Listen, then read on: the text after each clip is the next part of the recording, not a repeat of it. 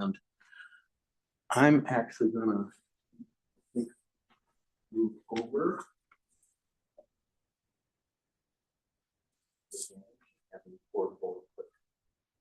Nothing.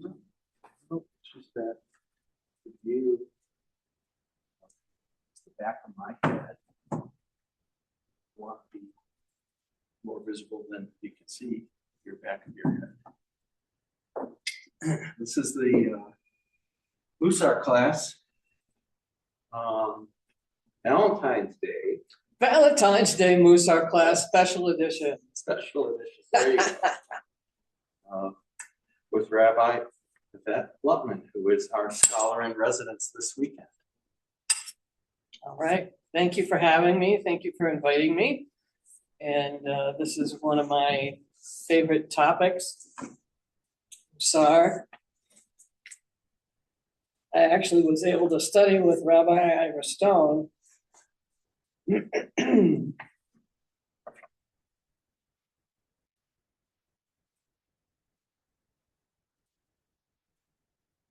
I'm going to pass out this this list of, oh, they're not double-sided. Okay, let me pass them out. So pretend like this is double-sided.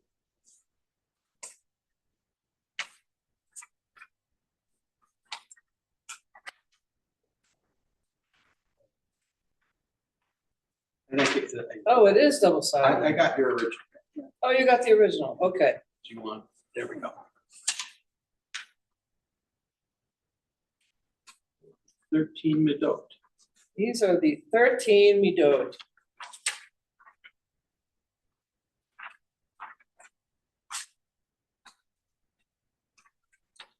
We'll start off with Seder, on the side that says Seder. Now, what are these? A midah is actually a measurement. When you are measuring something with a measuring tape, it's a midah. And one of the reasons that we have these are from Cheshbon HaNefesh, and should sound familiar because we do Cheshbon HaNefesh at the High Holy Days when we talk about forgiveness, etc. So let's look at first at Seder. Order. Doesn't seem like it's something that's going to have anything to do with, for me, that's just me, but it doesn't seem like it's going to have anything to do with spiritual improvement. Order. Order. But there's a reason that I feel that way about that, because that's one of my challenging toes. Order. Welcome. Hi there. Hello. Hi there.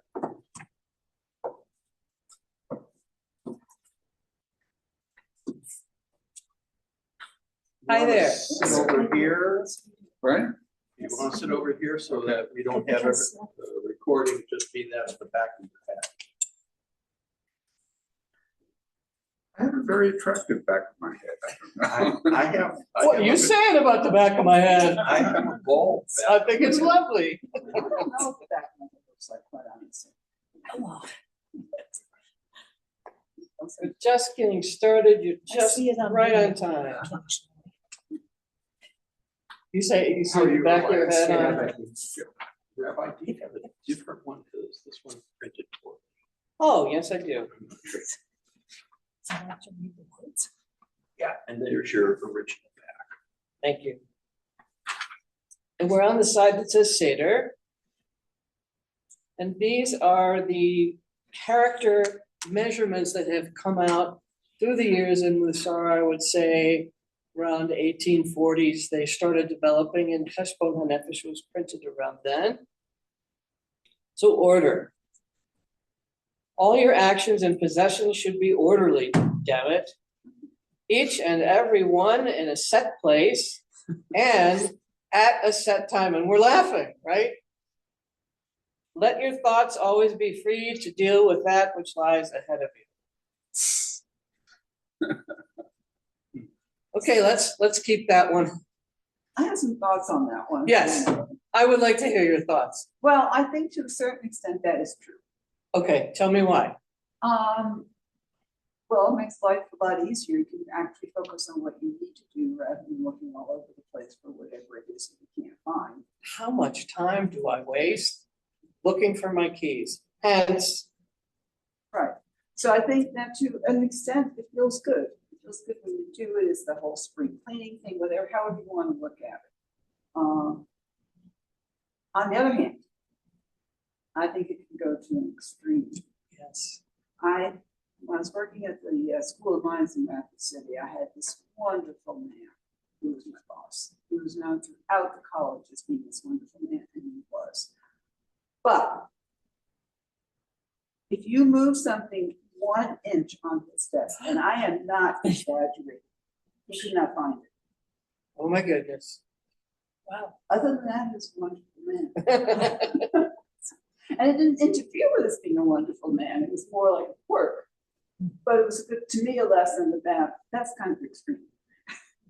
Well, there's each one of these has an extreme point that when you reach that level of the opposite of what is intended, that's when you get messed up.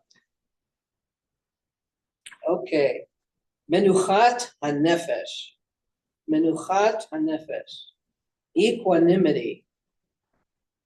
Rise above events that are inconsequential, both bad and good, for they are not worth disturbing your equanimity. Rise above events that are inconsequential. That's the key word. Both bad, it's something that's affecting you that maybe you spilled the soup and you're just upset about that, spilled the milk. Rise above it. Because it's really, in the whole scale of things, is not that disturbing. Sometimes something seems consequential, though, initially. Say more.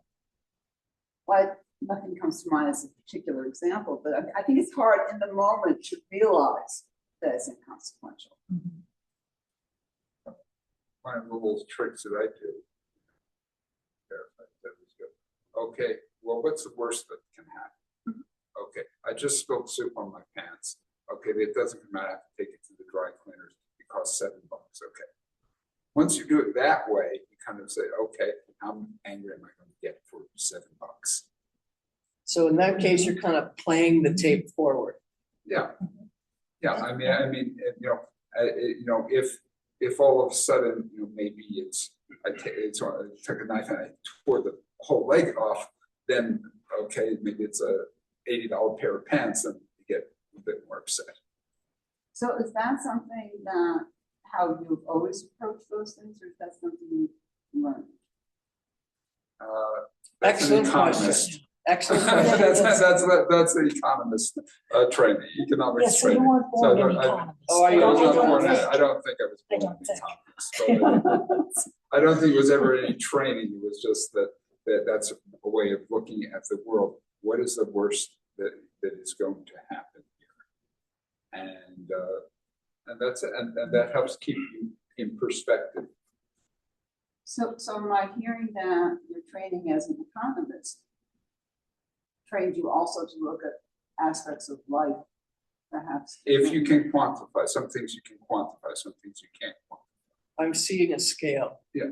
So for example, okay, maybe in medical issues, okay, a loved one gets sick. Okay, is this serious, or is this okay? A few days under the weather, and if it's, you can't quantify that, but go, okay, if it's a few in terms of money, but if it's a few days, okay, I get a cold, I'm going to be out of commission for a few days, as opposed to you can get a whole lot of other things, and to try to keep things in perspective. I think what one person considers small, another person might consider great. part of it might be temperament, but part of it might be circumstance. Say more. You know, well, maybe for you, $7 is not a big thing. But if you're living on the street absolutely. and you Yeah. don't have Yeah. $7, Right. that's a big thing. That's That a is big thing. consequential, It's the very only cash you consequential. have. Right. And so Well, when I look at equanimity, my first thought actually is a different scale of equanimity that comes out, I think, out of Buddhist traditions. Huh. And that's part of the goal of finding inner peace. Is that it's not even a question of scale. It doesn't have the qualifier of they are not worth disturbing you, but rather finding the means within yourself of not being your emotions and your spiritual being are not derailed by external things. Good. That's a Jason. nice definition of equanimity as well. And it dovetails with, I'm looking at the Hebrew, Yes. and the verb that's translated here as rise above, hit gaber. That's to conquer or to overcome. You know, it's in a reflexive form, but the root there, gimel bet resh, is the same as the word gibor. Gibor, excellent. Who's If mighty. was it? if you're on the street, the suit might be more upset Yeah, about so the suit so than it's the pants. a little more active effort, and it sounds like that's what you were talking about. In Buddhist tradition. So all of these midot, I like to picture them as the spokes of a wheel, with the center being humility. And we'll look at humility eventually. But each one of these feeds off of humility and feeds into humility. Now, you were saying you don't have a problem with it, that you are, tell me your name again? Glenn. That Glenn was saying that he doesn't have an issue with equanimity, that it's something that comes very natural to you, that's Well, okay. she may say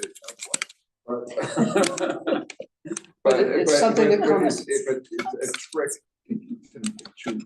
What I was talking about was not that it comes naturally, but was a trick so that you don't lose perspective. And that's something that you've got that kind of, it's not as much of a challenge for you, say, perhaps, as some of the others. Yep. So that would be one of the things that we talk about is what is in our spiritual curriculum. So you study what it is that you don't necessarily know or aren't necessarily an expert at. And when something is less challenging, that's not on your spiritual curriculum. We could say you've got a pretty good course going there, and we don't have to, as a group, we would not have to work with you as much on equanimity.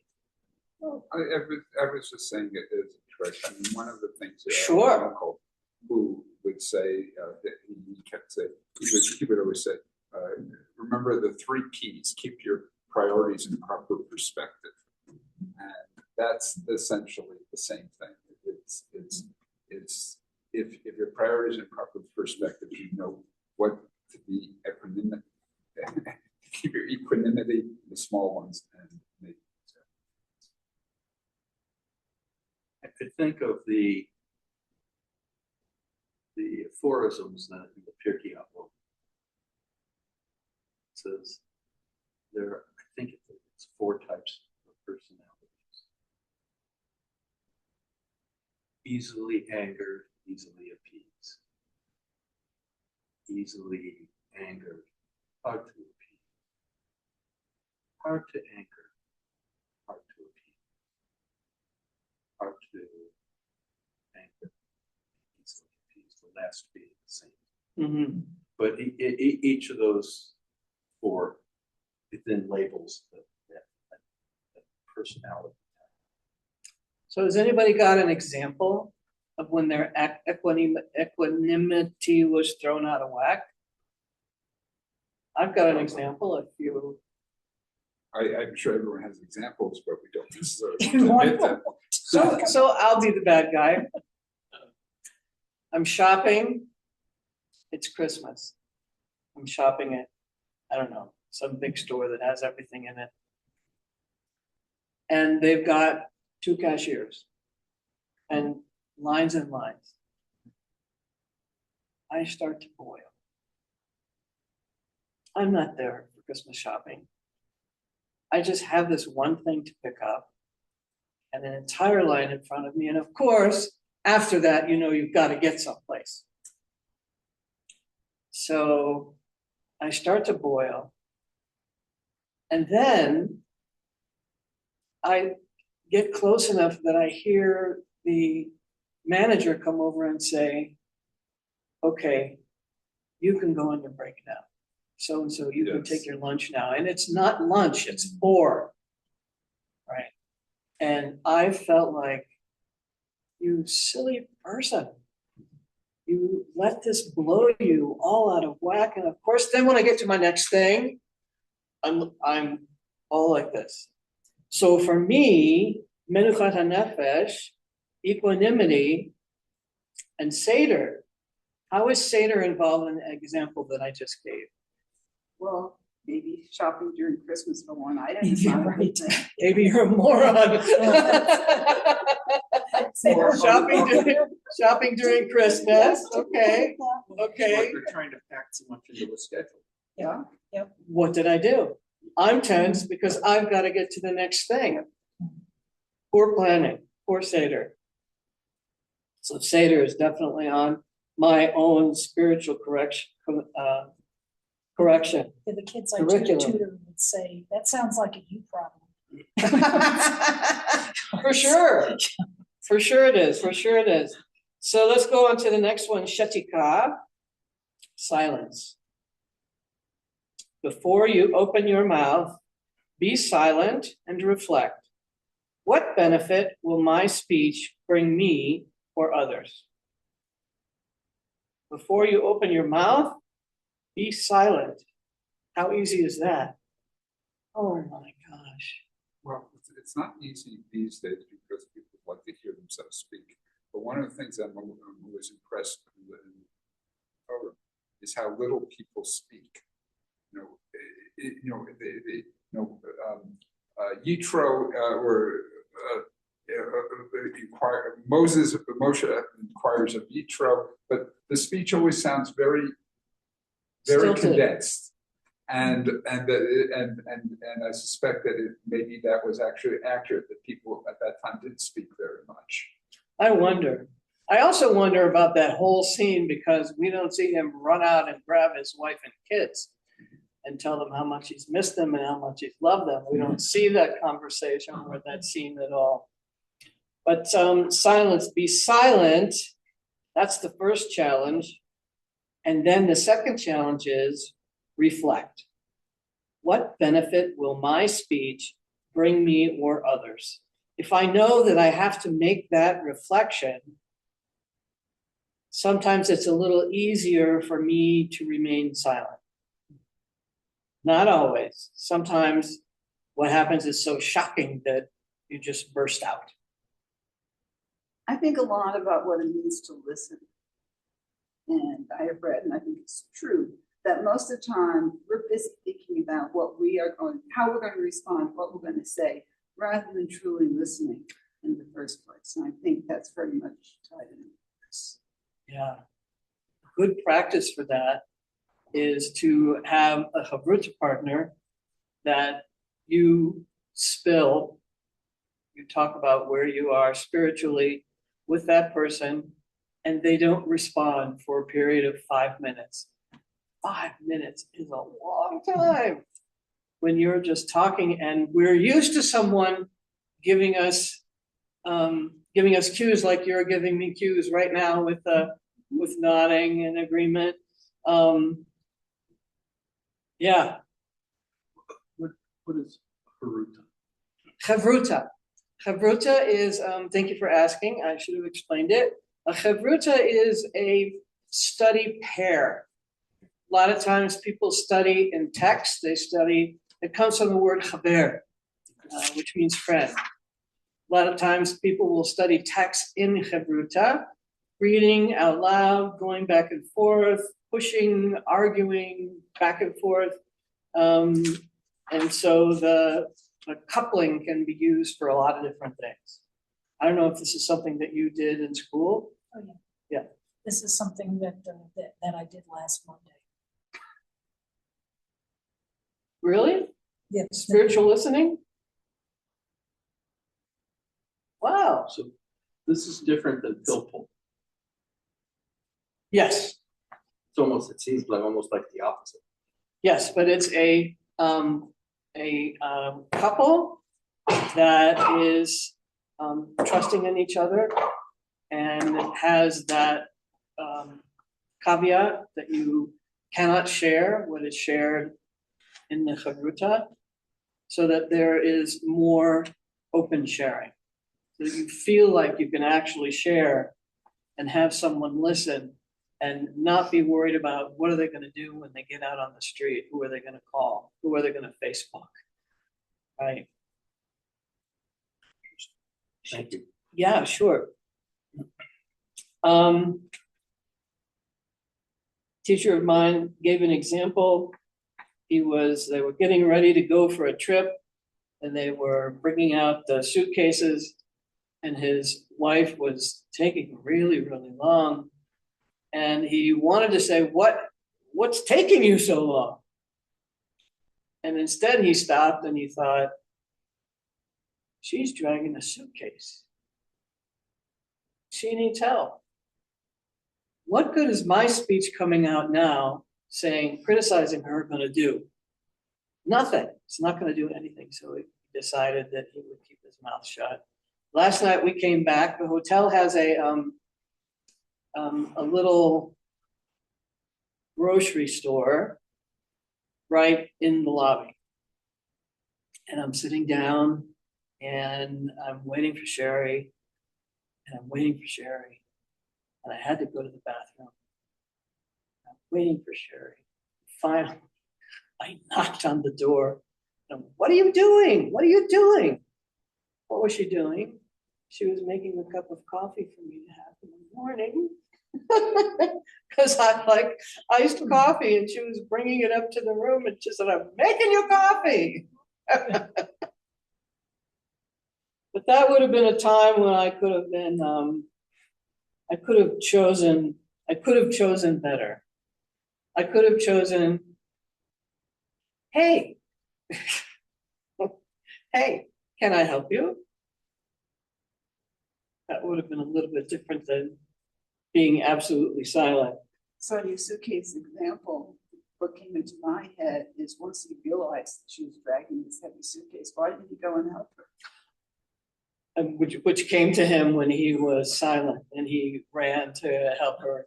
Oh, hold okay. it. Yeah, yeah. There's a Yeah. good ending to the story. Okay. He ran to help her get it out the door. Ethics in action. Yes. Savlanut. And if you're Israeli, you have to do this. Savlanut. What is the hand gesture? Yeah, do it again. Just a minute. Just a minute. This means just one moment. This hand gesture. And it puts the blame on the other person for Yes. being a little impatient. Yes. So patience. When something bad happens to you and you did not have the power to avoid it, do not aggravate the situation even more. through wasted grief. Now, who can say from what we've seen so far what that's related to? Equanimity. Yeah, for sure. For sure. But that's interesting to an unschooled eye, i.e. somebody who's not Israeli and hasn't lived to Israel, that gesture seems like impatience. That's how I read that. Impatience with a person who's not being patient. Right. Yeah, Yeah. yeah, exactly. It's reflecting it back. Yeah, I have this Yeah. mental image of people doing this gesture back and forth to each other. Yeah. that's a good mental image, Be because that's just patient. about acting. You be patient with me. You be patient first, and then I'll be patient. Just being impatient here. That's right. So when something bad happens to you and you did not have the power to avoid it, do not aggravate the situation even more through wasted grief. To have patience. Who's good at this? Who's good at patience? Are you good at patience? Sometimes, Sometimes? When is it easier? when I'm at home, When you're at home. the kids aren't around. Kids aren't around. Teenagers. Well, if the kids aren't around, how do you get to practice having patience? With the wife. All right, all right.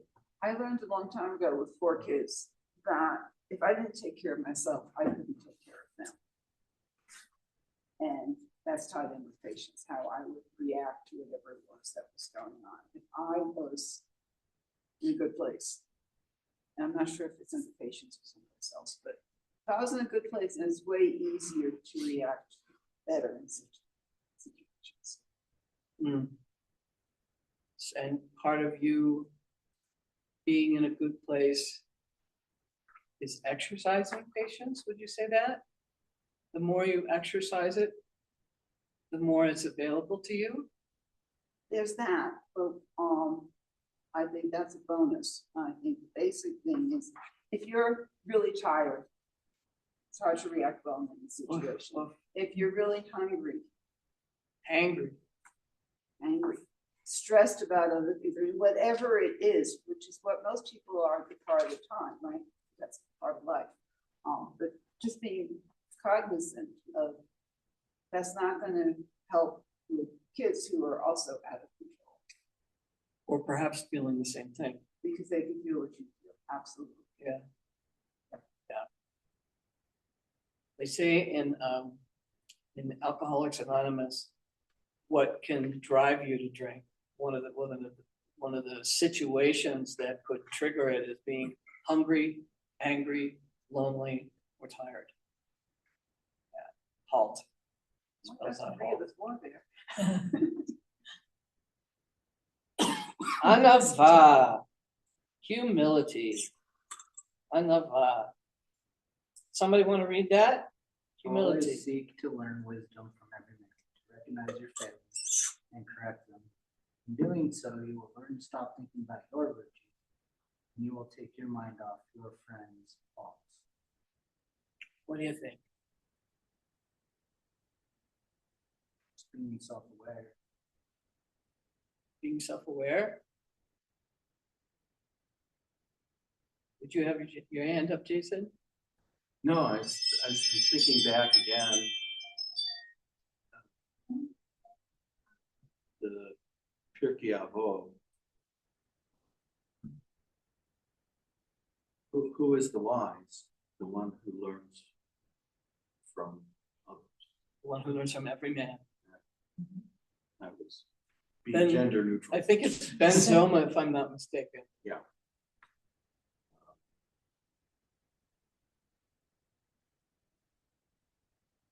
Is that easy? No. Why? Because a lot of times what other people bring to the learning may challenge or contradict our own. Okay. Sometimes that's a welcome challenge. Sometimes it's an unwelcome challenge. What makes it difficult to do? What's it got to do with humility?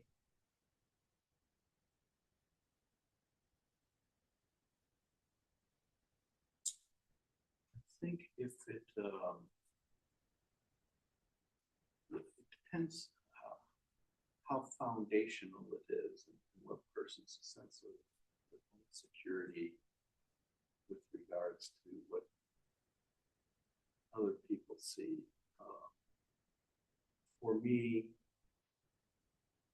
my concept of reality is that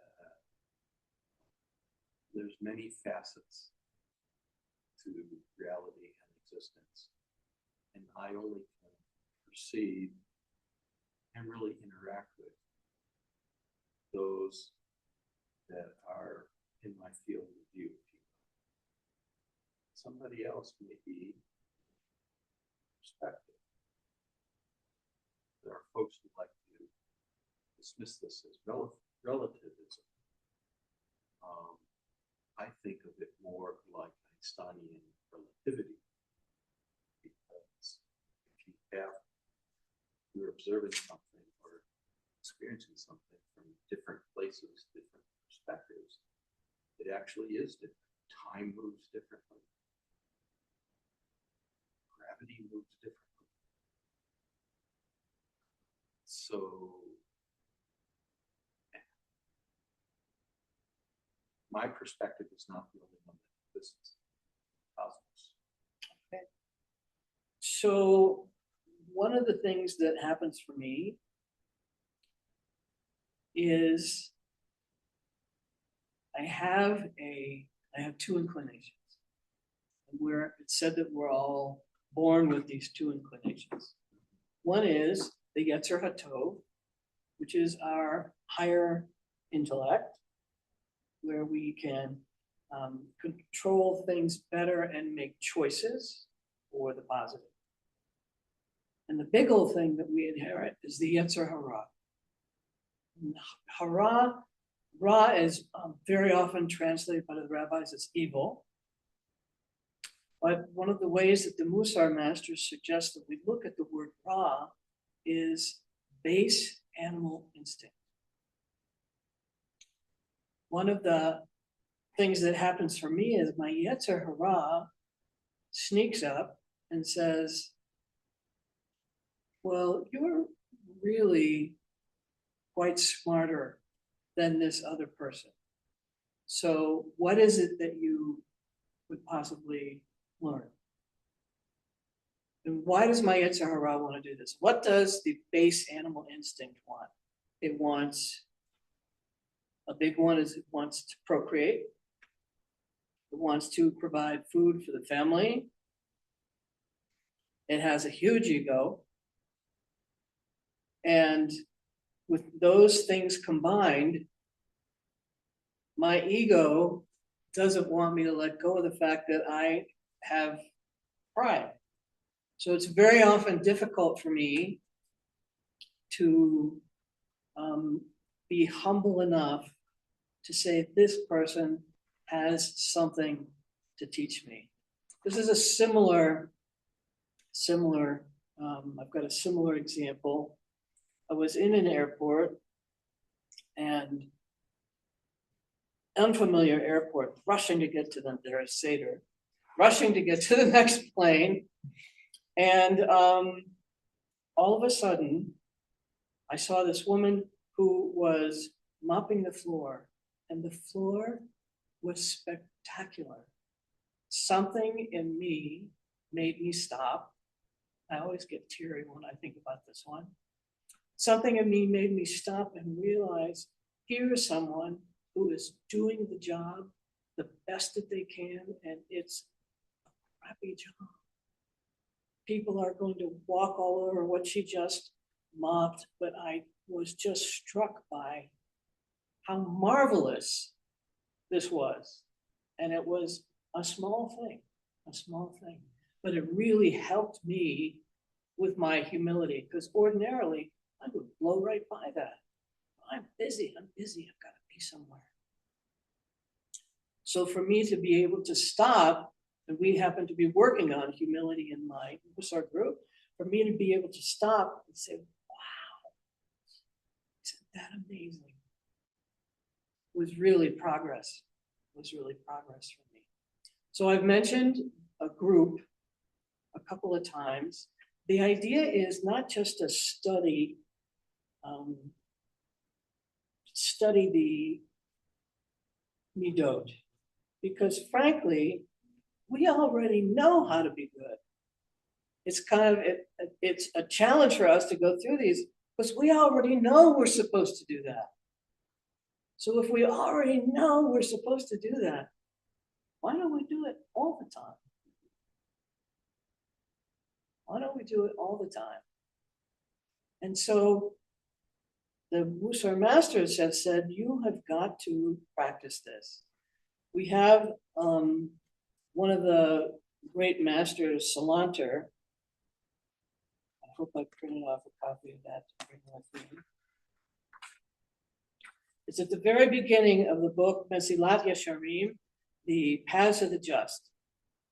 And he writes at the very introduction, there is nothing in this book that you will find new. In other words, right, you go on the shelf and you pull something off of the bookshelf and it says, there's nothing here that's new. Everything I learned in kindergarten. Yes, very good, very good. Everything I need to know, I learned in kindergarten. I think Musar wrote that back in like the 15th century. Yes. And so if there's nothing new here, then what are we doing with the book? What are we doing with these? And its idea is it's Musar practice. You have to have a Musar practice. And this involves meditation on the Midah, reflection, keeping a diary.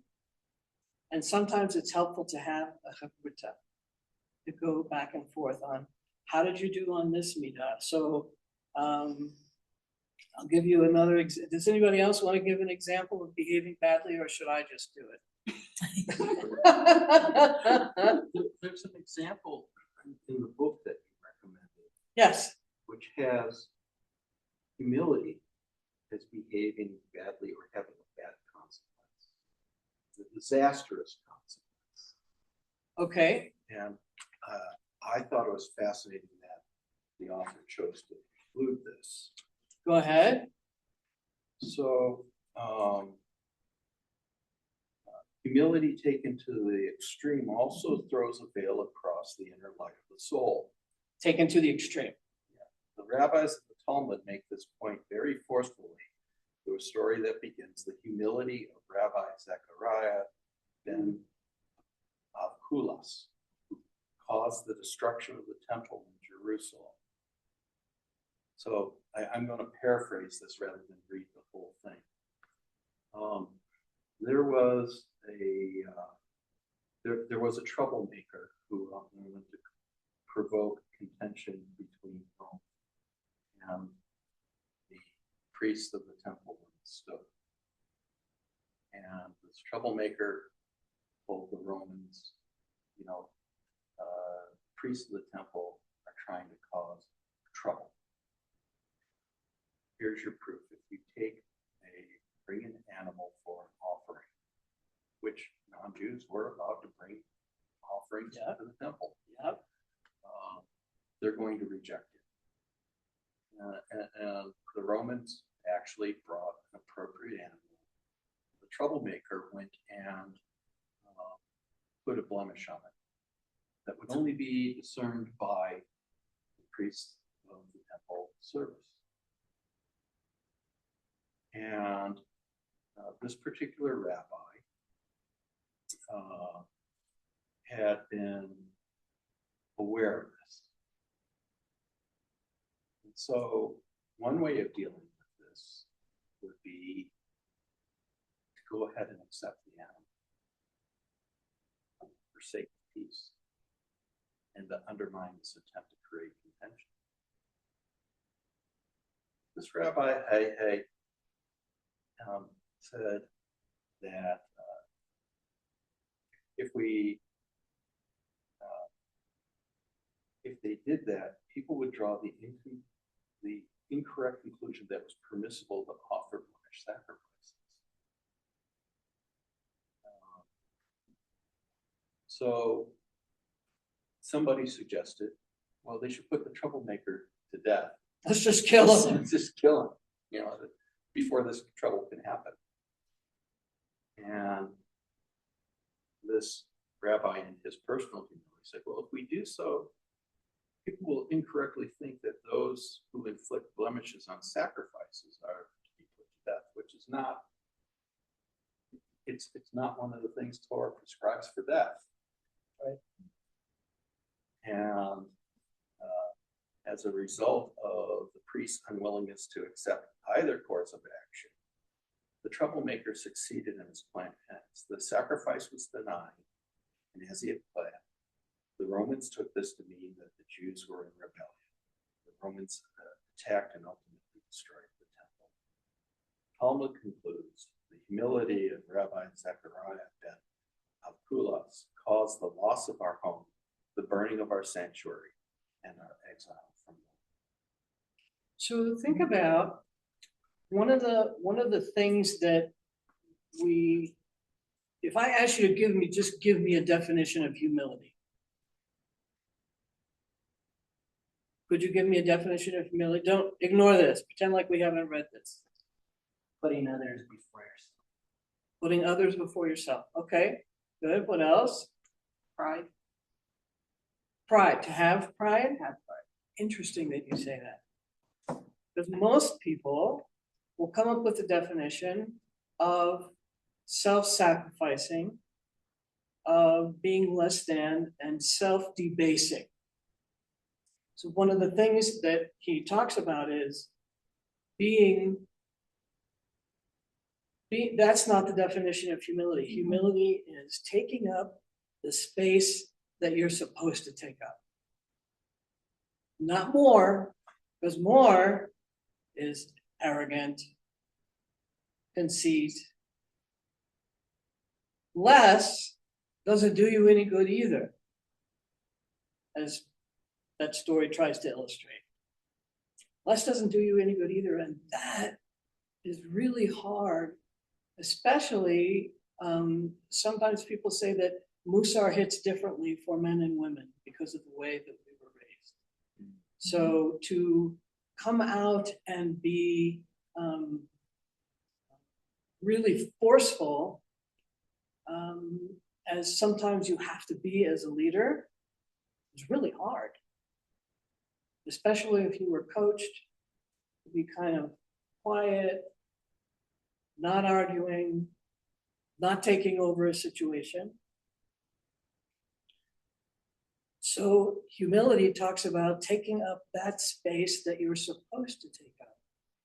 When I'm operating as a rabbi, I take up much more space, although you could ask Sherry and she would say no, than I'm supposed to take up at my home. Because there are things that you are leading, and you got to get out there and be an example. And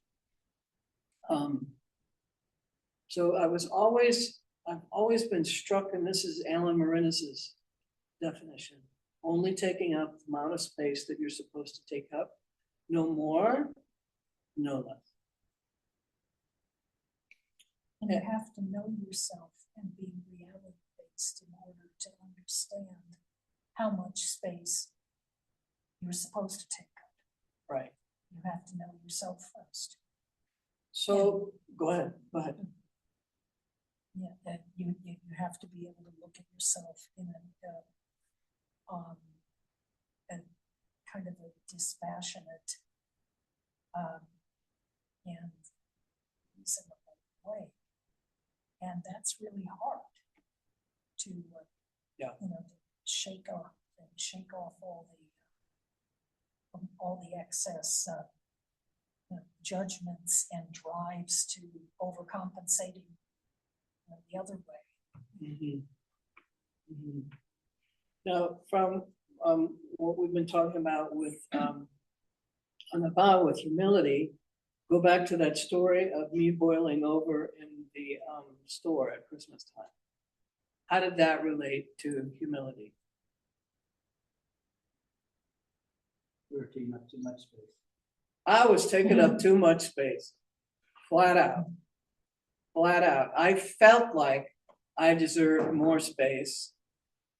And literally, the sea should have parted and I should have been able to get my stuff. But really, for me to when I reflect back on it, for me to sit there and think and be angry that everyone else was there and be angry that there was only two, it's Christmas. What are those bells? It's somebody at the front door. It's giving us an alert. Okay. And there's the someone. Hello. Sometimes it's somebody just walking by. Hello. Hi. Is she still sick? No. I tell her, And she tell got, her to stay she home. got approved today from the doctor to go to the synagogue. She went to the doctor. All right. All right. Huh?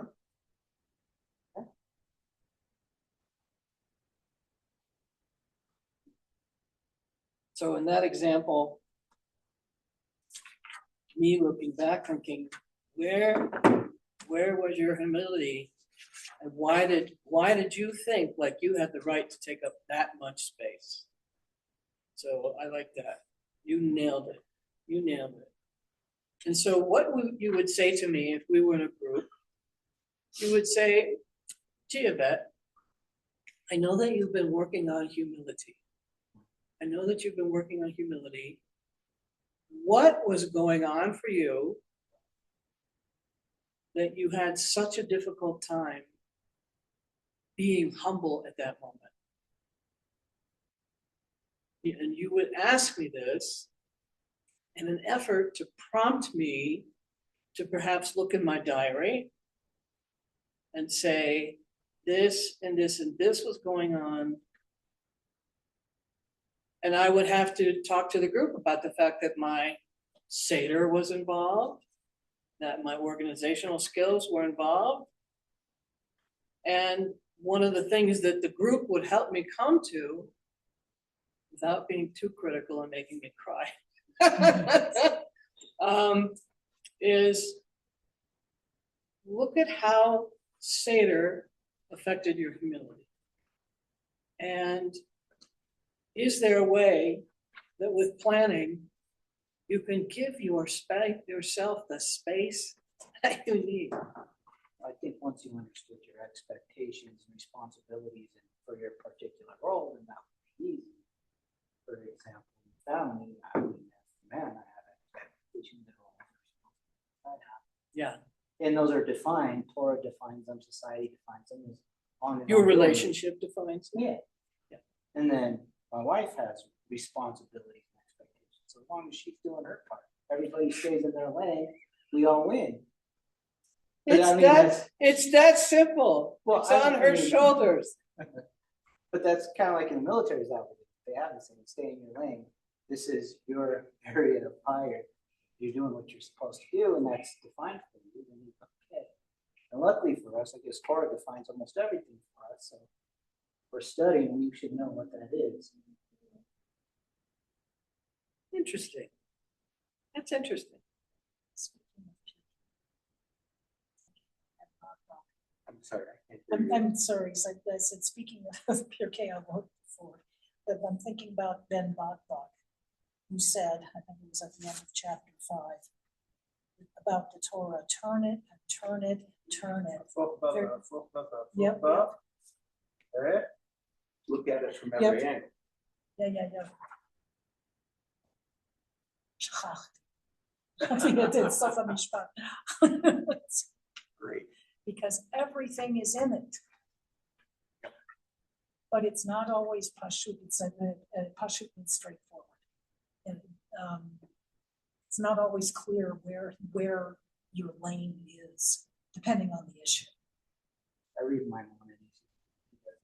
Maimonides has a particular mindset, yeah. Maimonides in his own generation is considered a heretic, and there's a reason for that. There's a lot that's venerated about him since then in his writings about that. But Judaism has no pope, and Maimonides is not the pope of Judaism. I mean, And This is why there are commentaries on commentaries on commentaries. One of the things is that, well, the language of Torah, the literal, the letters of Torah do not change. How we understand them do by circumstance, time, individual situation. That's part and parcel of Jewish tradition. Even people who refer to themselves as Orthodox are not Orthodox. It's a misnomer because within Orthodoxy, there are things that have evolved and changed based in terms of interpretations and understandings of text based on those same issues. It's just to what degree and how is what differentiates different movements within Judaism. So I want to talk some more about the Yetzer Hara. So these base animal instincts that we have,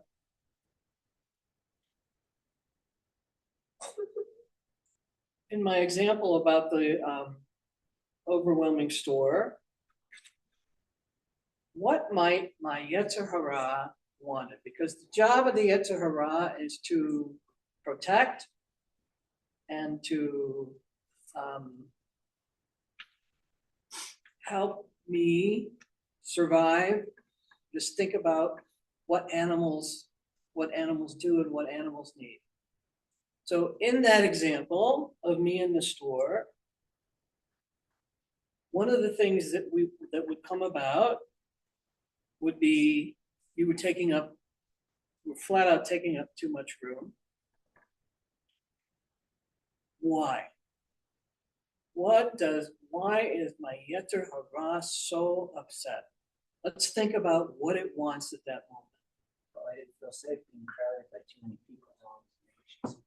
That's an actual physical thing, right?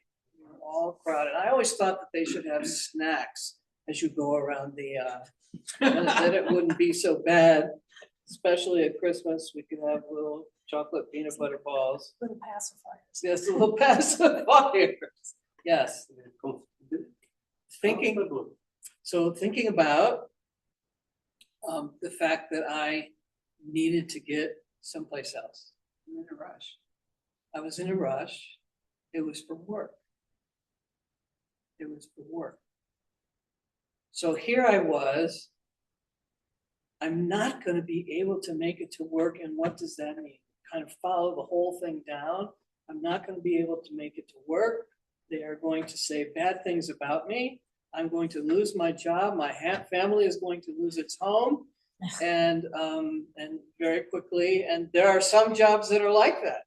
You don't show up on time, sorry, we got 10 other people that can do it besides you. Thankfully, that wasn't the case for me, but that's a legitimate thing for my Yetzer Hara to be worried about. I think there was something else you were worried about. What's that? Disappointing people who were expecting you to be there on time. Yes.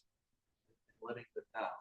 Yes. So is that a Yetzer Hara motion or is that a Yetzer Tov motion? Because it has to do with empathy for what other people are experiencing. That's a good because of question. something that's happening with you. That's my question. That's a good question. Yeah, because you don't want someone that will probably stay longer for the shift. Maybe she needs to come from the kids. And it's a snowball,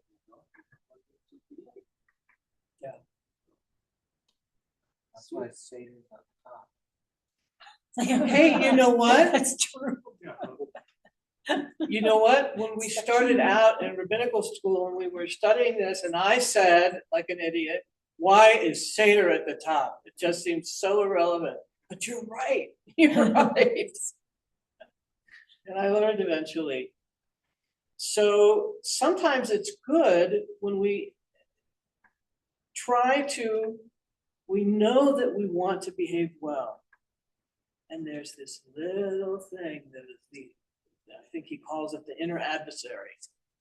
This inner adversary that comes around and kind of messes with you. and says, well, maybe not this time. Maybe thinking about giving charity. You know, I already gave to them. Maybe I don't need to give to them again this year. Let's think of some things where, because I can't be the only bad person sitting here. But it's a hard. I'll get to hurrah. It's a hard. I think it's something. We need something.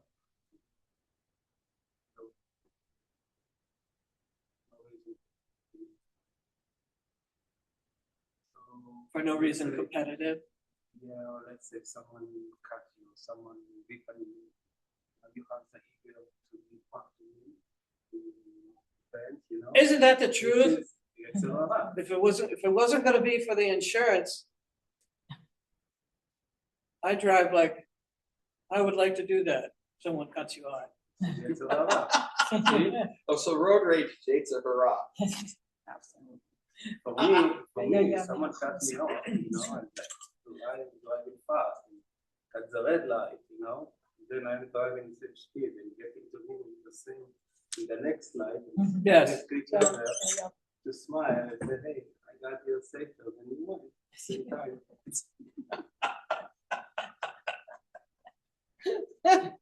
Very good. Being a maniac didn't help you win. That's very good. So, That's very good. Yeah, but beating the Porsche in the Nissan Leaf 0 to 30 does feel good. So when that same idiot It's not, it's, who's speeding and cutting people off 5 miles down the interstate, you see him pulled over by the policeman, and you go, I know. It's certainly not Yates and Tom. no, to react it's that in way. between. It's in between. It's something that it's called satisfaction. It's called karma, you know. Yeah. Of course, we are human being, okay? It's not everything is black and white, you know. There is a gray area that you are allowed to. They say, "Follow vecha al tisma." Okay? It's when your enemy falls, lose, don't celebrate and be happy. But you know, it's something that you feel a little bit like relief. We actually have an example of that in the Torah portion this week. In Parshat Mishpatim, it says that if you see your enemies, not your neighbors, when you see your enemy's ox along the road, You need to help it. you must return it. And if you see it fallen on the road, you must help your enemy lift it. Not just your friend, not just your re'echa, but your oyev, your enemy, which I find astounding. Yeah, but depends what is the enemy or again. There is enemy and enemy. You know, there is enemy that trying that just all his intentions to kill you. If you get close to helping, you get killed. It's already pikuach nefesh. Yeah. But the enemy is someone that I find that have a argument. The question, what is an enemy? Good. So let's say we're trying to apply this to our real lives now. Can you come up with an example? With or without the ox? I would say don't go. Well, you know, in these times of discord, there are organizations like Greater Angels that really talk about the importance of learning how to talk with people with whom you do not agree. Red versus blue, whatever verses you want, and how important that is and how to do that. So I think it's highly relevant and very hard. I think Very, very difficult. I think there Very are difficult. degrees of conflict And the higher the degree of conflict, the greater the intensity of conflict, the harder it will be. Yeah. Yeah. You know, it's like back then, when we wrote all of those beautiful things, they had really big lack of knowledge of what is surrounding around their area. And example, let's say, sport, you know, we can stay in the sukkah 7 days, you know, every day, but not, you know, probably Alaska, you cannot do it. Wyoming, you cannot do it, you know? It's just what they know in that area, this is the weather, you know? So they put it, okay? If they knew, you know, they probably will change something else. And you say, okay, except if it's very cold, you know, something like that. And they did not know- the Talmud gives us those excuses, those kind of excuses. I did not see it in the Talmud, then in Sukkot. You know, states, you know, countries, you need, but there is some, you know, examples. Then, you know, enemy for them, but then, you know, it was between themselves, you know, what they mean, this is how I see it. Well, what happens now in Israel when you live on the border and it's Sukkot? Are you sleeping outside in the sukkah? I will not sleep even if it's not in the book.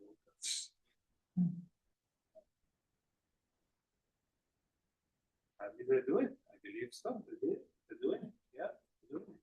There's some. They are Orthodox, they will do it. No? I'd want to be behind doors. Yeah. As much as I want to fulfill those particular set of mitzvot, I would find it difficult to be outside and sleep and close my eyes and sleep. It's one of the things that the Hashkibenu prayer talks about, that we are able to lie down and sleep. And when you think about it, you're completely unguarded. When you're asleep, You're vulnerable. yeah, exactly. Your Yetzer Hara does not want you to be vulnerable. So you're saying the Yetzer Hara in one aspect are the things that incline us towards self-preservation. Not bad things. Having sex, not a bad thing. Having sex with your neighbor's wife, a bad thing. Right. But going through those things, the Yetzer Hara wants those for us, and we need those base animal things. We need protection. We need. This is why it said that if there wasn't for the Yetzer Hara, there would be no ambition, there would be no building. Right. Indeed, there will be no future Right. generation. You're not going out and getting a new job. Right. Very good. Very good. But the question is how we go about bending the Yetzer Hara towards the Torah. That's exactly Redirect. right. That's exactly right. So one of the things that helps is to a Musar group. When a Musar group works together, it will pick one of these midot, and the whole group focuses on that midah, and you decide for how long, for the week, for the month, if you're meeting every month. So everyone is focusing on that. You are looking back on the day and keeping a diary, 10, 15 minutes a day to write down with regard to that midah, how did you do? Were there some incidences where it was, where you saw it was really difficult to follow through? So that's one thing. So your group has what's in your diary that you share. The group is confidential, so it almost works like an AA group. And you have meditation, 10-15 minutes a day on that particular midah. And it brings into focus, it's part of the practice. This is why Salanter said, it's not, this book isn't gonna give you anything new. It's the practice. So I'm wondering if that's something that you guys would be interested in doing, having a Musar group here. You know which Musar I was close to learn in the yeshiva? It's in Ethics Havdalah. Yeah, yeah. Rabbi, I'm just wondering if you would like to continue. Sure. That way you introduce the remaining 7 midot. You know, we're at the 1 hour, but we can go longer. We're planning Havdalah at 6, so we just can keep going. Okay, let's go through the rest of the chart. So Zerizut on the very bottom of the page, of page 1. Diligence. Always find something to do for yourself or for a friend. And don't allow a moment of your life to be wasted. I'm thinking of Facebook. Now we can have an argument about Facebook. I'm gonna agree with you. Anti-social media in general. Anti-social media in general.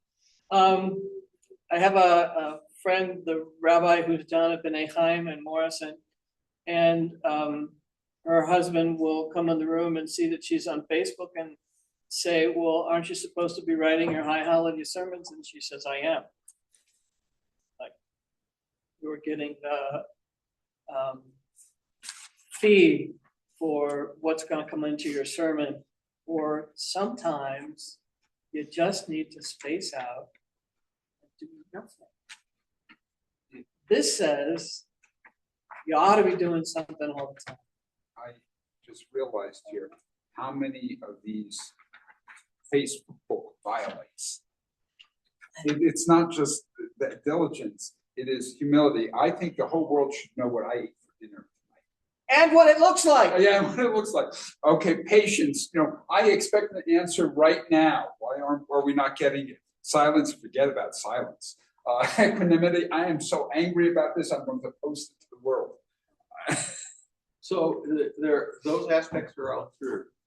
There's also the truth of the other aspects of social media. The Arab Spring was launched through social media, largely through Facebook. Numerous efforts to advance civil and human rights have been launched through social media and through Facebook. Yeah. So It's not all bad. It is totally not all bad. But at the same time, people need to be aware that these platforms are designed to be addictive and keep engagement, because that's how they make their money. And the thing that they do is the algorithms play upon rage. So actually, I much rather see a posting of a picture of something that they found interesting to eat and maybe a recipe with it, than somebody taking something that's false and amplifying that and expanding rage. Not a lot of that. And with the addition of AI and AI image generation, it becomes even more challenging. So this is true of this is why I call it anti-social media or sociopathic media. Antisocial. I love that. But the reality is that it's there.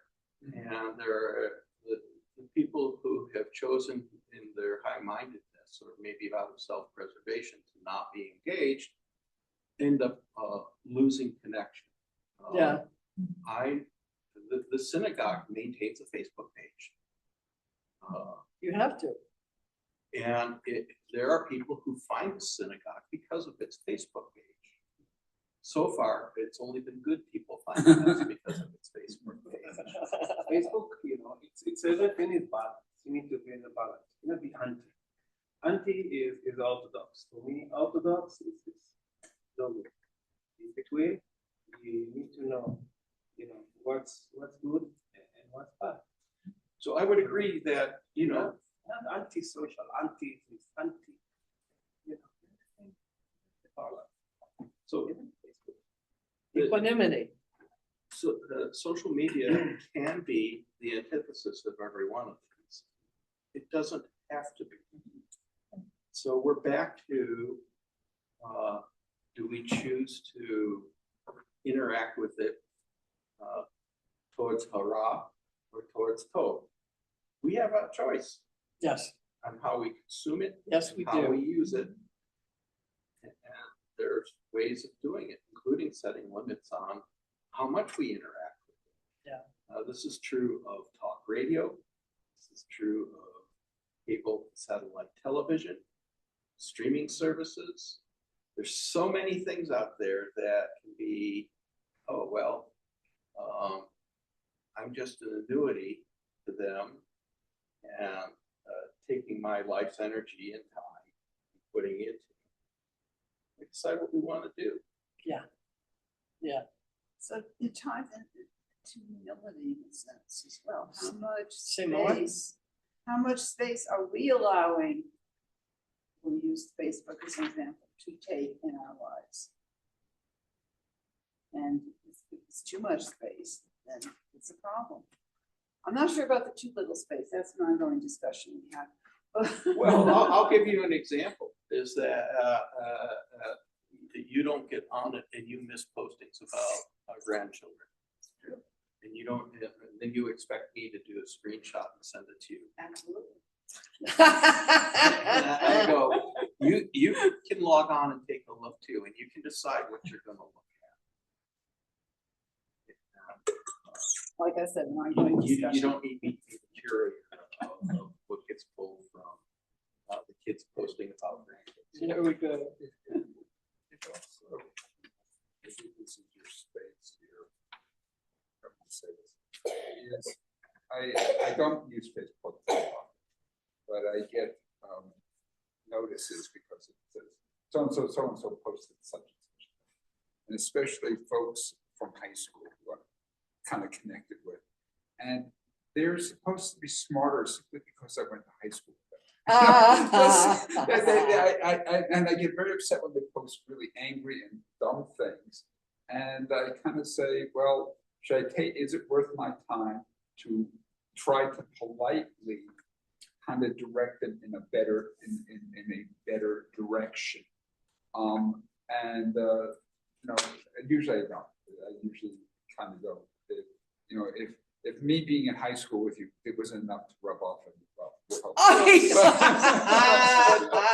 Here's the thing, part of the Take that space up, baby. part of the etiquette of quote being a grown-up on social media is there are things you can just scroll by and ignore. It's like, okay, so that's who this person is. They're saying what that's their truth, their thing. Okay, now I know something about them that I didn't realize. I certainly have had friends from high school who it's like, wow, I can't believe they said that. Mm-hmm. But I'm not going to, I'm not there to correct them. I have connected. There's that moment. Like, did you really say that? There are very few people I would take that approach with, and those are people who I have real life relationships with. And I'll give you an example. I'm gonna put Noam on the spot. Somebody said something nasty about his food truck. Oh no. And they were just being mean about it. And it was like Noam's initial reaction. And then we talked about it, and he changed how he reacted. He handled it marvelously, actually. Of course he did. But I would not, if I did not have a relationship with Noam, a real world relationship, a loving and caring, concerned relationship. If it was just some random dude with a food truck who was flaming someone who left a nasty review, I could care less. But it's Noam. I love Noam, and I want Noam to be casting himself in a good light. And he does it. He's amazing when he deals with trolls, okay? because he does it in such a great way that they just look stupid. Okay, and that's the best. That's revenge. Okay, Can that's we my. give an example? Well, I just did. I mean, no, but specifically. No, I I'd don't love want- to know how to politely make someone. So you kill them with kindness, is what you do. And, I mean, and you know, you can get on Facebook and look at Noam's table page and see where somebody flanked him. And then Noam gives us really polite response. And then there's all these responses that are just sympathetic to Noam and Noam's table and calling the other person out on it. You know, you don't Someone have to gave me engage with one that. star reviews. And they haven't even There eaten there. never been there. And so nice people. For this 1 star, I got maybe like 25 stars. Yeah, so but what I'm saying is that that's it. I have had relatives who I lost touch with 40 years ago find me on Facebook, reach out to me, and then we've been able to connect and visit with them. Yep. And so, no, I'm not going to call it all bad. I think it's one of those things. I don't believe that technology is neutral, but I do think there are strategic ways of using it that you don't get sucked in to just being an annuity for the rage machine. Yeah. So let's see if we can finish the back side of the page. Quickly, it's 10 minutes to 6. 14. Nichuta, calmness. The words of the wise are stated gently. Ooh, that relates to what we were talking about. And being good, do not be called evil.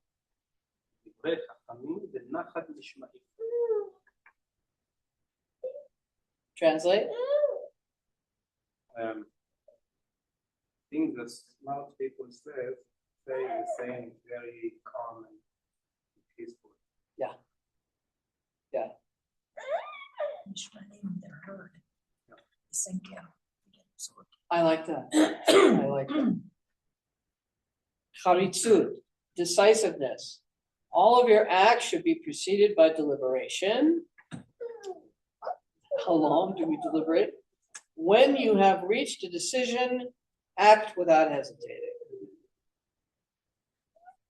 We just, I had a car accident recently, and no, I am fine, and the driver was fine, and the driver's baby was fine. So it was a great car accident. But what happened was the car insurance company totaled the car. Yep. Our car, yeah, they totaled it. But it was drivable. I was driving it around, but they totaled it. And so there we are, and we have no car. Insurance, of course, gives us a car to drive around, but ultimately we need a car. And I just agonized over how are we going to make this decision. And it turns out we drove to a dealer, we saw the car that we liked. It was within the parameters of what we could afford. And we made a decision and we bought the car. Now we had done our deliberations ahead of time, but this kind of a decision, it's the biggest thing that you have beside your mortgage. You can agonize forever. And we went ahead and we made the decision. Why are you laughing? I'm laughing because this is how we bought our house. This is how you bought your house? Yeah, a process we expected to take a year took us 5 weeks. Well, that was from start to finish. Dude, that is That was awesome. from meeting the realtor to Closing. closing. That's because coming to town is the sheriff. Yeah, But I mean, even our house, even the now house in Steve Virginia recommended Amber was Foods. very quick. And this is a dilemma I can actually give you here. And I had a sister who lives in the area, okay? And she would agonize over it. It took forever for her to buy a house. And just the idea that we decided so quickly made her jealous. Okay, I don't know how you deal with something like that. And someone can be jealous because you didn't make the same mistakes they did. And well, you also had some good luck over there. Yeah. well. But it was primed by knowing what our parameters Right. were Right, and getting recommendations of a good realtor from multiple people at Mount Sinai. When everybody recommended the same realtor, we, hooked up with the realtor everybody recommended. So you did your deliberations And, ahead and, of time. so we did our homework Right. and she ran with it. And the day after we met her, we saw the house that we ended up we buying. thought it was gonna take a year, we thought we'd show her, tell her, she'd get an idea of what we were looking for, and that, when something came on the market, would, over the year, we'd come take a look. And so it was second house she showed us, okay, this is it. Yeah.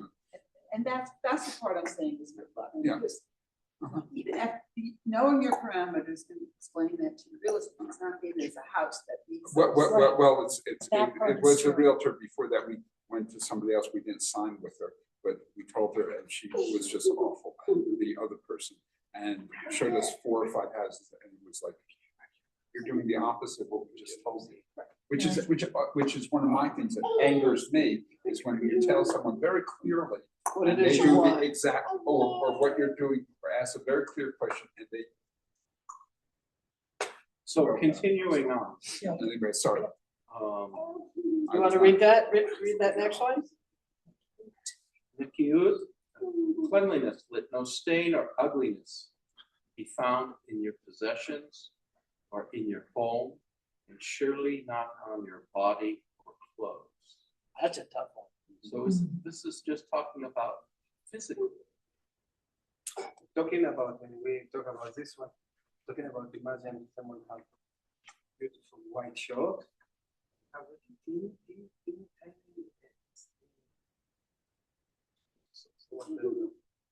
I can't hear you, Noam. and you have a very point, like very small tomato sauce thing, Okay, The first thing people will see is the not your shirt. Yeah. Oh, I think what's really interesting is that if you know you have a stain, that's all you can think about. You think that's all anybody else sees, and most of the time, they don't see it at all. Not at all. That's been my Or you wear a experience. vest. Well, that's different. Then Or you a don't beard. have- Then you don't have a stain Or just a tie. if you wear a vest. That's true. If it's tree falling in the forest, it's making noise. That's true. Yeah. What I'm saying is we're more aware of these defects than other people, but we think that other people are aware. Tzedek. Righteousness. it's quoting Hillel. But Isn't that nice? What's hateful to you, do not inflict upon another. It's all of Torah. Go forth and study. You quoted that in your Devar. Yeah. So why is it in Aramaic here? Oh, interesting. Oh, my goodness. It doesn't quote. It says in Hebrew, "Ma shesanui alecha, al ta'aseh lecha Yeah. b'lecha." My dismi alach lechavrach la ta'avi. I never noticed that before. I have no idea. I have no It's just idea. there's a pasuk and everything. Well, so this is almost as the direct quote out of Talmud. The Talmud's written in Aramaic. Yep. I mean, much of it is. Yeah, but in Yeah, Pirkei yeah, Avot but- it says, but- "Ma shesanui alecha, Yeah. al ta'aseh lecha b'lecha." Right. It's there, it's in Yeah. It's in Hebrew. Gemara, the Yeah. Gemara has Yeah. Aram. Oh, interesting. All right. Yes. I was just trying to figure out why the shift, the language shift. That was a good catch. I've never seen that before. Kimutz, frugality, loving honestly earned money. Be careful with your money. Do not spend even a penny needlessly. Wow. Now, how can we take that apart to make sense of it?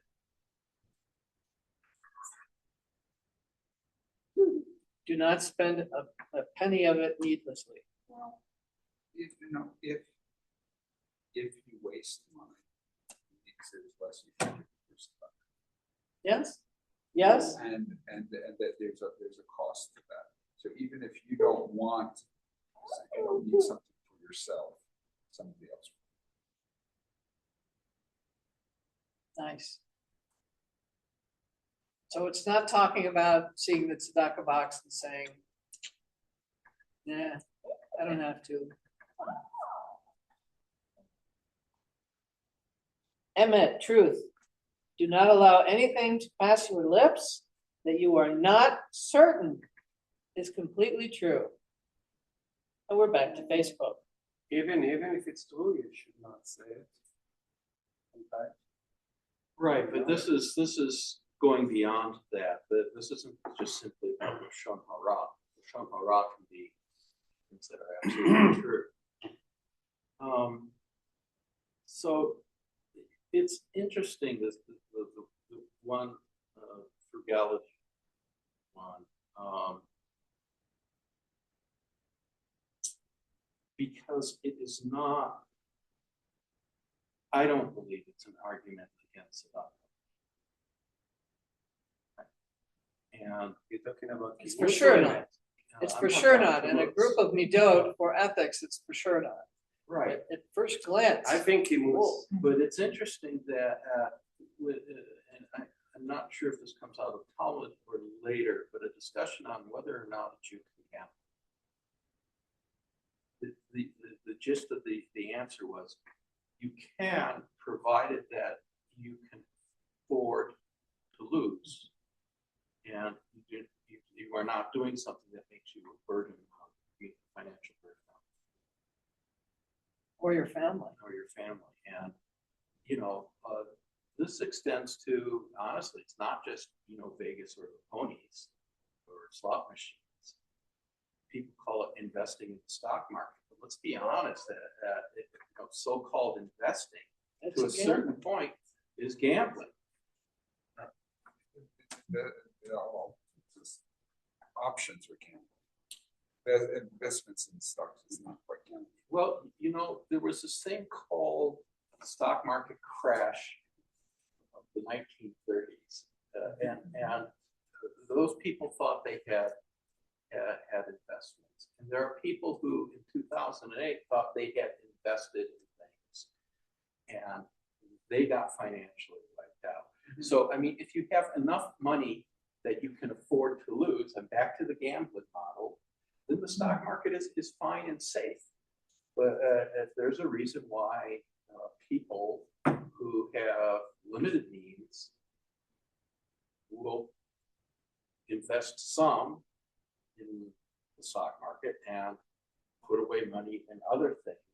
The point is to not leave yourself in a position of vulnerability that could make you destitute or dependent on others. That makes sense to me. So I looked at the word needlessly and I'm wondering what they mean, but I'm also realizing this is a very short definition. Yeah. This is- And what at first glance doesn't necessarily make sense. I am sure that with study will make a whole lot more sense. Yes. So I also think it's kind of important to not do what I just did, which was to look at it and go, what? That's okay. It's okay to go, what? So sorry about that divergence back to what's on Emmett. There's we can't exist in a world of perfect truth. And there's a midrash about this.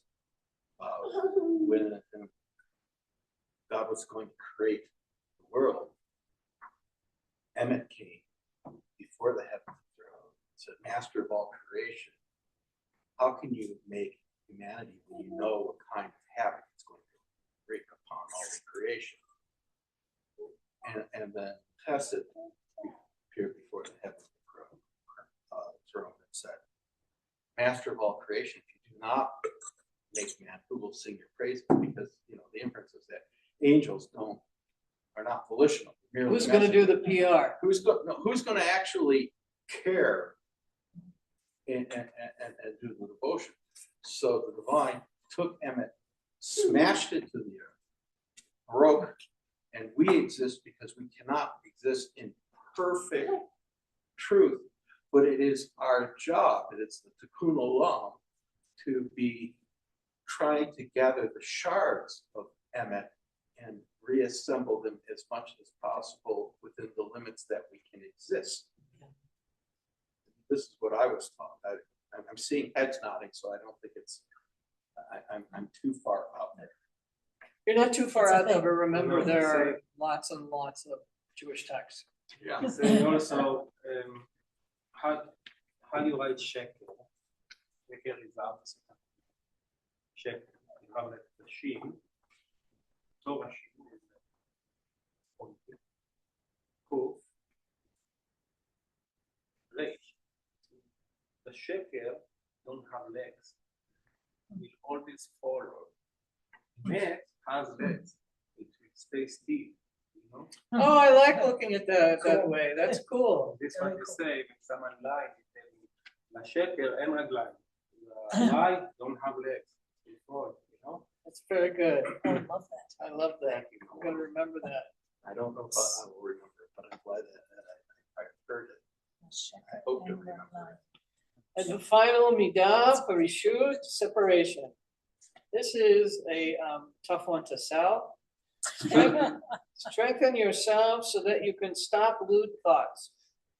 Draw close to your wife only when your mind is free, occupied only by thoughts of fulfilling your conjugal duties of procreating. What did it say? I know. Now there's a thought for Valentine's Day. Yeah, I'm not. Can we do? Can we? Of fulfilling your conjugal duties or procreating. Or procreating, okay. Yeah. No, good thing that or is. לקיים מצוות עונה Phew. או קריאה ורבייה. Duh. Okay, so relations for relations' sake, Right. kasher. I like They're that. kosher. So those are the midot. Alan Morenis adds 4 more. And the process operates the same way. Here, I found the introduction. The writer says, I have written this work not to teach men what they do not know, but to remind them of what they already know and is very evident to them. For you will find in most of my words only things which most people know, and concerning which they entertain no doubts. But to the extent that they are well known and their truths revealed to all, so is forgetfulness in relation to them extremely prevalent. It follows then that the benefit to be obtained from this work, and I will say this work can be translated as Musar, a Musar work process, is not derived from a single reading. For it is possible that the reader will find that he has learned little after having read it that he did not know before. Its benefit is to be derived rather through review and persistent study, by which one is reminded of those things which by nature he is prone to forget, and through which he is caused to take to heart the duty that he tends to overlook. Okay. Thank you for engaging in this study with me. I appreciate it. It was very late. I see we have one person on Zoom, George. I don't see a last name. George, do you have anything you want to chime in on this? No, I'm good. A very, very interesting discussion, though. Thank you. Thanks for being here, George. So I'm going to go get things for Havdalah. We have pizzas coming on the way, All right. so we will have food here. We have in the past kept Zoom going through a Havdalah. George, I guess. Yeah. George, we expect you to order pizza for yourself, Well said. Oh, that's not fair. or come here. Oh, we can deliver it for you But if it's on my way. We're gonna set up and do the ceremony that separates Sabbath from the week.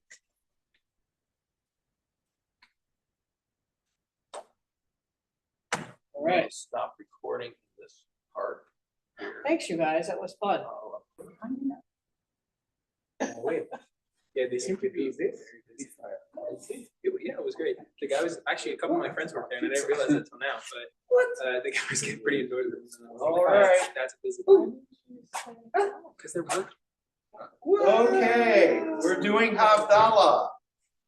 We're making a separation between Sabbath and the beginning of the work week. Mom gets to play with fire. Fire! First act of Exclamation mark. the Fire! new week. Exclamation mark. Have you saw the British something? So, who's holding? IT is IT. Who's holding the candle? I can't look at there. Okay, you know. No, you got it. I see it. No. Okay.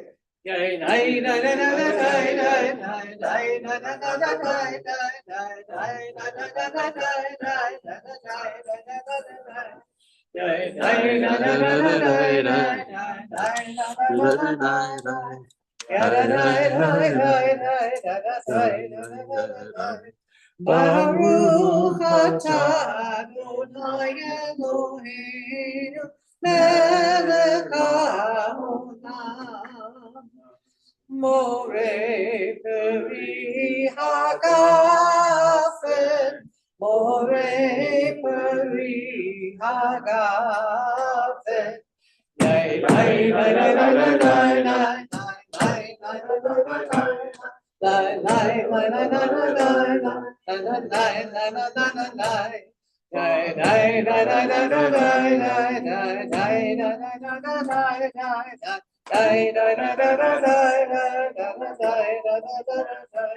Baruch atah Adonai Eloheinu melech haolam. It's time to smell it. Borei minei besamim, borei minei besamim.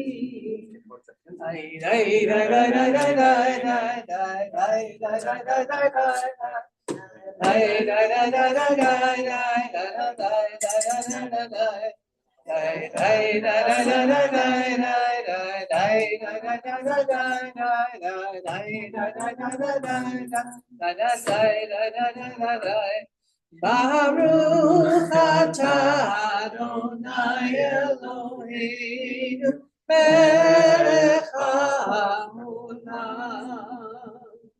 borei meorei ha'etz borei meorei ha'etz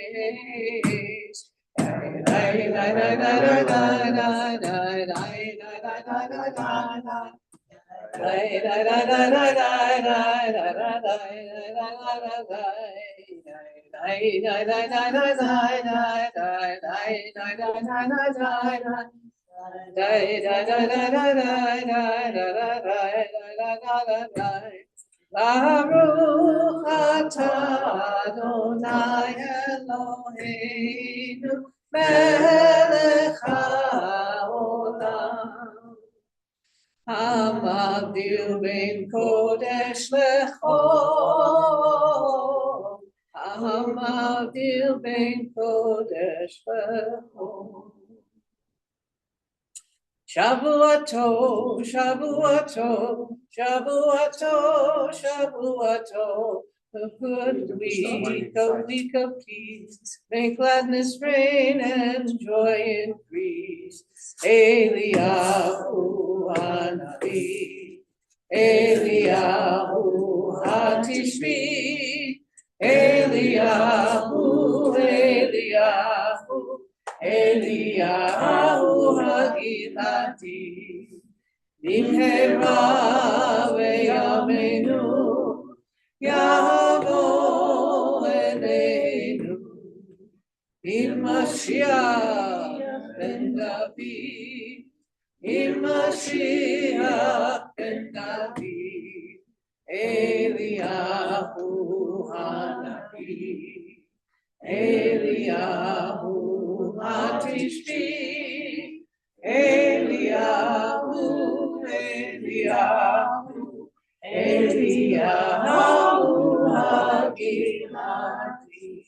Shavua Tov, everyone. Shavua Shavua Tov. Shavua Tov. Shavua Tov. A week of peace. May gladness reign and joy increase. All right, this concludes our Zoomcast from Mount Sinai Congregation in Cheyenne, Wyoming, on the Valentine's Day, Equality Day weekend, with our scholar in residence, Rabbi Evette Lutman. Thank you for joining us. And Rob. Okay,